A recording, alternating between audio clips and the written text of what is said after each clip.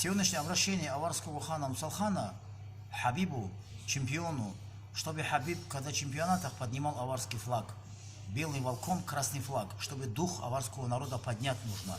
В любом случае, флаг 2400 лет.